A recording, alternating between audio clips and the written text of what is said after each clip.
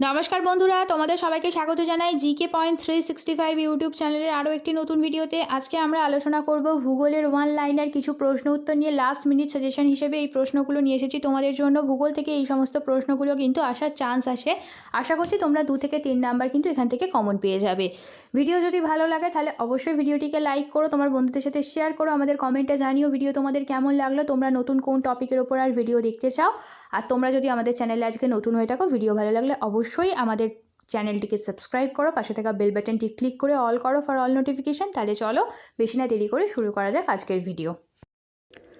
The land of dawn lit mountains কোন রাজ্যকে বলা হয়? অরুণাচল প্রদেশ।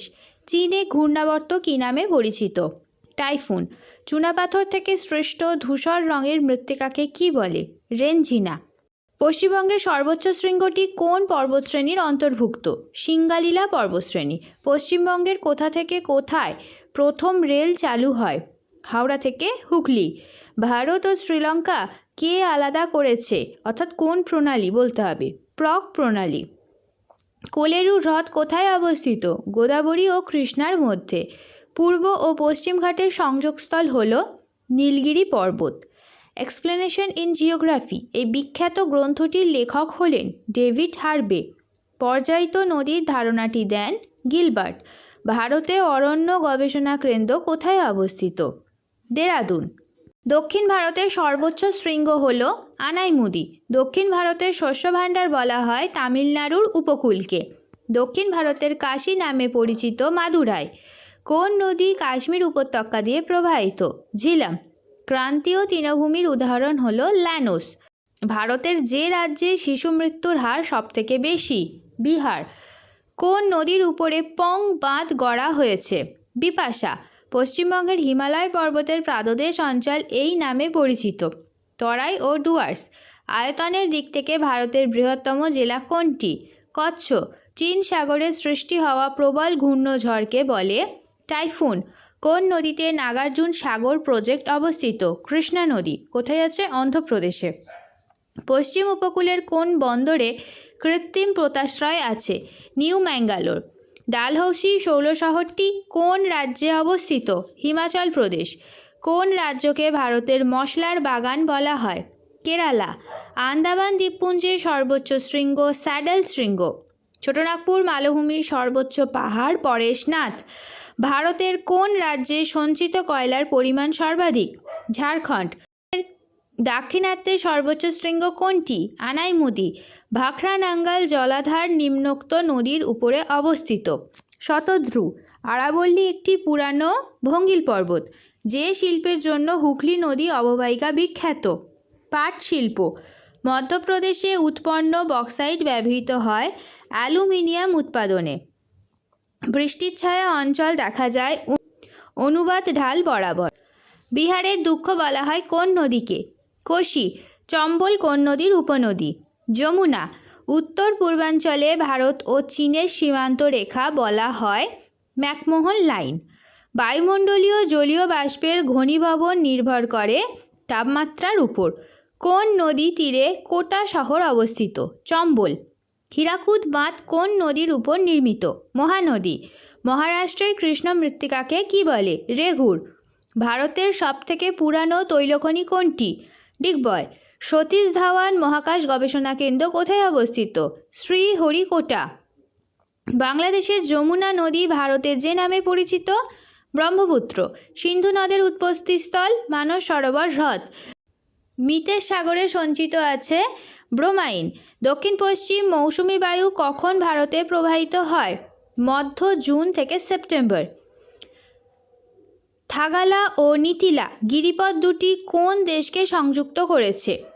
ভারত আর চীন। একটা গ্রিনহাউস গ্যাসের নাম লেখো। মিথেন। থার্মাল কনস্ট্রাকশন তত্ত্বটি কার? জেফ্রি। 23.5 ডিগ্রি উত্তর অক্ষাংশকে কোন রেখা বলা হয়? কর্কটক্রান্তি রেখা।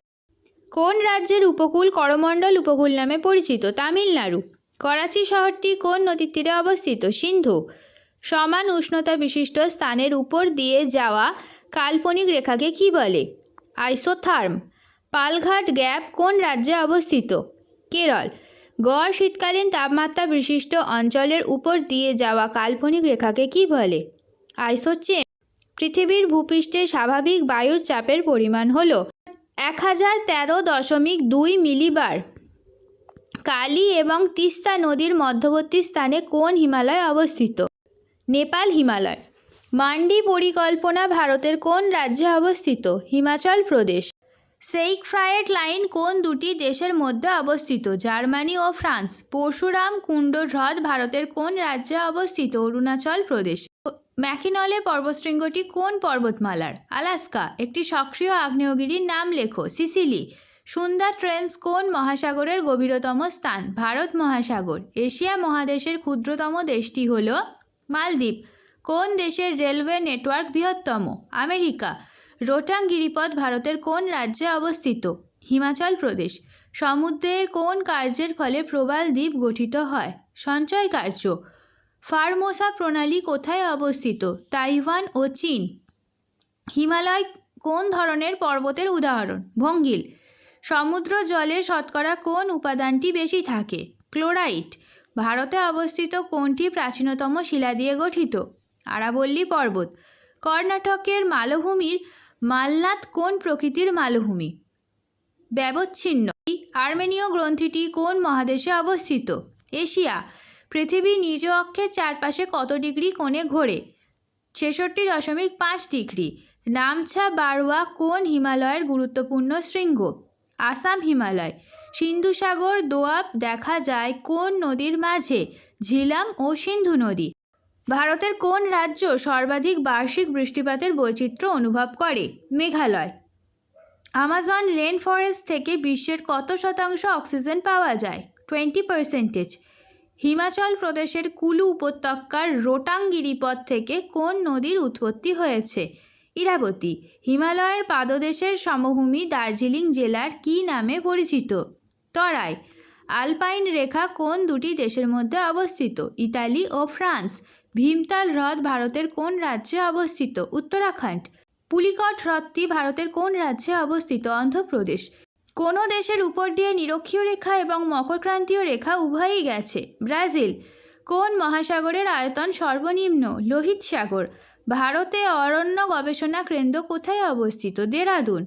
কোন নদী কাশ্মীর উপত্যকা দিয়ে প্রবাহিত? ঝিলাম। বায়ুমণ্ডলীয় জলীয় বাষ্পের ঘনীভবন নির্ভর করে তাপমাত্রার উপর। কোন রাজ্য বসবাসকারী তপশিলি জাতির জনসংখ্যা সবচেয়ে বেশি? মধ্যপ্রদেশ। চম্বল কোন নদীর উপনদী? যমুনা। দক্ষিণ ভারতের সর্বোচ্চ শৃঙ্গ হল আনাইমুদি। শেষ হলো আজকের ভিডিও। আজকের পর্বে ছিল খুবই গুরুত্বপূর্ণ ভূগোলের কিছু লাস্ট মিনিট সাজেশন হিসেবে প্রশ্ন উত্তর, ওয়ান লাইনার ভূগোলের প্রশ্ন উত্তর ছিল আজকে তোমাদের জন্য। প্রত্যেকটা প্রশ্ন উত্তর কিন্তু গুরুত্বপূর্ণ, সেই কারণে শেষ পর্যন্ত কিন্তু তোমাদের ভিডিওটা দেখতে হবে। আশা করছি আজকের ভিডিওটা তোমাদের সবার খুব ভালো লেগেছে। ভিডিও ভালো লাগলে অবশ্যই লাইক করো, তোমার বন্ধুদের সাথে শেয়ার করো, আমাদের কমেন্টে জানাও ভিডিও তোমাদের কেমন লাগলো, তোমরা নতুন আর কোন টপিকের ওপর ভিডিও দেখতে চাইছো। তোমরা যদি আজকে আমাদের চ্যানেলে নতুন হয়ে থাকো, ভিডিও ভালো লাগলে অবশ্যই আমাদের চ্যানেলটিকে সাবস্ক্রাইব করে পাশে থাকা বেল বাটনটি ক্লিক করো ফর অল নোটিফিকেশান। তাহলে চলো দেখা হচ্ছে পরবর্তী ভিডিওতে। ততদিন ভালো থাকো, ভালো রাখো, এইভাবে আমাদের ভিডিও আরও দেখতে থাকো, আমাদের আরও উৎসাহিত করতে থাকো। ধন্যবাদ।